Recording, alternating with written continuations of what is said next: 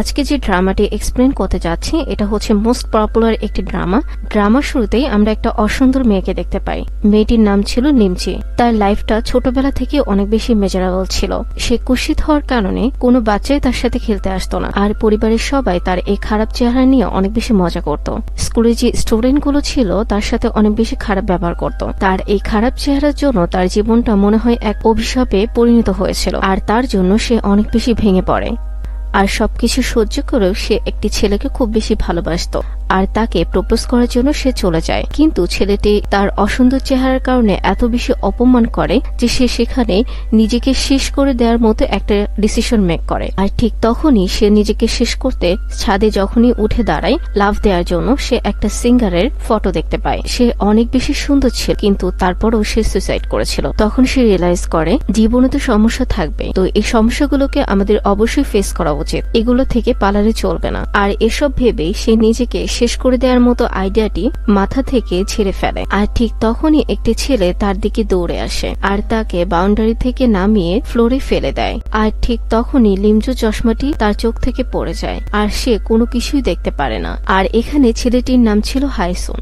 যেহেতু লিমজু কোনো কিছুই চোখে দেখতো না চশমা ছাড়া, এর জন্য সে ছেলেটিকেও দেখতে পায়নি। তখন ছেলেটি বলতে শুরু করে যে তুমি কি জানো, তুমি যখন মরে যাবে তখন মানুষের মধ্যে একটা অপরাধ বোধ জেগে উঠবে যে আমরা তাকে বাঁচাতে পারেনি। হাইসুনের এসব কথাবার্তা শুনে লিমজুর মনে হতে থাকে ছেলেটি কোন একটি বিষয় নিয়ে খুব বেশি কষ্টে আছে, আর এই কারণে লিমজু যার আগে ছেলেটিকে চেয়ার আপ করে যায়। লিমজুর ছেলেটিকে অনেক বেশি ভালো লেগে যায়, কারণ আজ পর্যন্ত কোনো ছেলেই তাকে এত বেশি কেয়ার করেনি। পরবর্তী সিনে দেখানো হয় লিমজু তার বুলি আর ব্রেকআপ হওয়ার কারণে সে স্কুল পরিবর্তন করতে চাচ্ছিল, আর এখানে লিমজুর উইশটি পূরণ হয়ে যায়।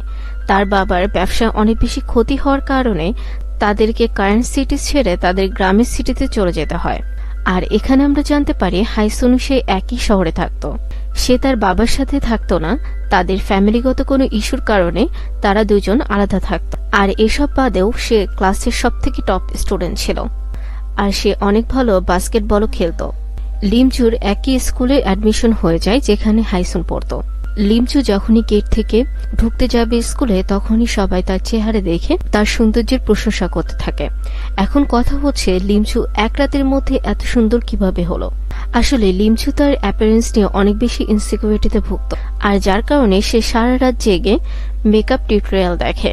আর তাছাড়া তার মায়েরও একটি বিউটি পার্লার ছিল, আর তার জন্য সে অনেক ভালোভাবে মেকআপ করে, আর মেকআপের মাধ্যমেই সে এত বেশি সুন্দর হয়ে গিয়েছিল। আর এই মুহূর্তে লিমজুর সব থেকে বড় শত্রু হচ্ছে পানি। অবশ্যই তার এই সৌন্দর্য বজায় রাখার জন্য তাকে পানি থেকে দূরে থাকতে হবে। যাই হোক, প্রথম দিনেই যখন লিমজু ক্লাসে ঢুকতে যায়, হাইসুনের সাথে সেখানে ধাক্কা খায়, আর এই কারণে হাইসুনের কোটে তার মেকআপ গুলো লেগে যায়। আর এটা দেখে লিমজুর গায়ে সে কোটটি ছুঁড়ে মেরে দেয়। তখন বলতে থাকে যে কোটটা যেন সে তার কাছে রাখে, যার কারণে লিমজু অনেক বেশি লজ্জা পায় আর তার কোটটি পরিষ্কার করে তাকে ফেরত দেয়। আর এই স্কুলে যেহেতু হাইসুন অনেক বেশি সুন্দর ছিল আর টপার স্টুডেন্ট ছিল, যার কারণে সবাই তাকে চিনত।